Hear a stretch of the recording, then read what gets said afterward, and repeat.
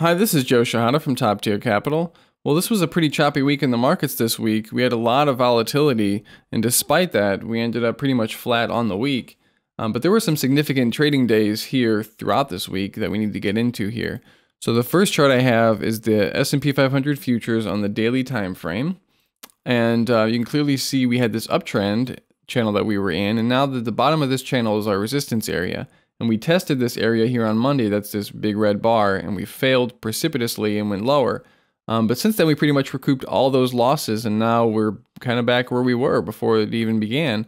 But every time we ran into this area, it's kind of a general area. It just depends on how you draw your lines. We run into resistance and we head down. But Friday here today was a pretty big, significant day. This is a bullish indication here. We started off a little bit lower. Then we sold off pretty much right off the open. But then almost right away, we turned back around and we ended up, where you see there. So we pretty much rejected the downward push there. And that's usually a very bullish indicator. But we have all this resistance that we ran into before. I think 1525 is still going to prove to be a hard resistance area. But if we can break above that, we're going to be back into that channel. And I think it'd be smooth sailing for the bulls moving forward. But for now, we're going to have to be very worried about that resistance area. To the downside, let's look at 1460 for support.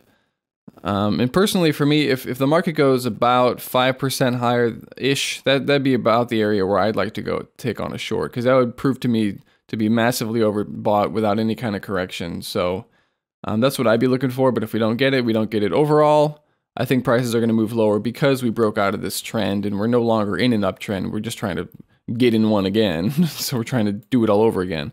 But so lower prices here is what I'm looking for. So that's the daily time frame. Let's move out to the monthly time frame on the S&P 500 stock index itself. Now you can clearly see where we are here. And these are the highs back in 2007. These are the highs back in 2000. Every time we got to these levels in the past, I think it's pretty clear to see what happened. So I think, I'm not saying that we're going to crash or anything, but definitely be worried about the volatility that can creep in when we get to these levels. We could obviously overextend this and go much higher, but overall, anybody who traded around these times knows that when they see the S&P around these levels, it's time to get worried. So definitely watch out for that in your trading moving forward. Just have it in the back of your mind. If you're a very long-term trader, then I would definitely be worried about it, but just have it in the back of your mind if you trade around it. Let's move on to the Russell here. Now these are the Russell futures, and pretty much the same action as the S&Ps, but we fell down much harder than the S&Ps, and we haven't really rallied and recouped as much of the losses as the S&Ps have, except for today. Today was a pretty big, very bullish day, and the Russell was up higher than all the other indices, which is typical for the Russell. But you can clearly see we're far from resistance here. So if we get up to resistance, kind of 925, 930-ish, then I would expect higher prices in the Russell. But for now, we're looking for lower prices here. The only real support area is 860, 850-ish area, this blue banded area, because there was no resistance on the way up. I'm not going to expect much support. Now you can think of these Monday's down day, that area as being support, but for the most part, I don't see that coming into play because, it was just kind of an overextension there, not so much of a support.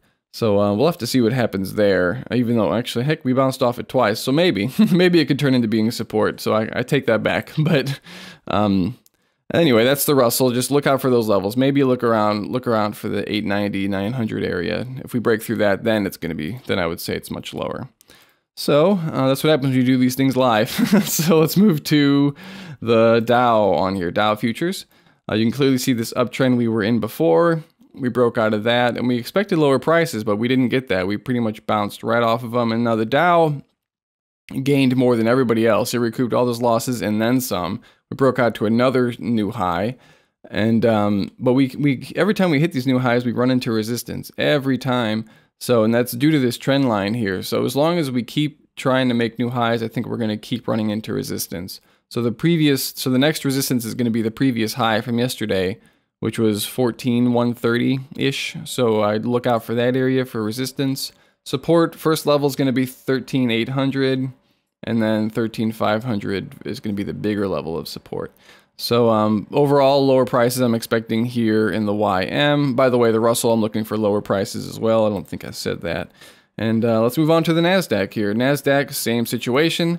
We moved pretty much sideways forever now, and but that's okay because you can still trade this this one. But just know that as long as we're in this sideways channel, we got to expect sideways action moving forward until we get a breakout one way or the other.